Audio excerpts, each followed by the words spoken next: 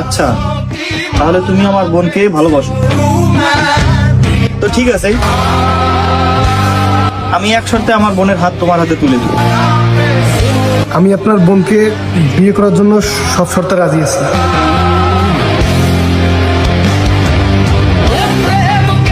আমার পায়ের নিচে বসো, আমার জুতার উপরে তোমার নাক রাখো, তারপর আমার পা ধরে কান্না করতে করতে আকুতি মিনতি করে আমার কাছে আমার বোনকে ভিক্ষা চাও। আমিও তো দেখি তুমি আমার বোনের জন্য কি কি করতে পারো।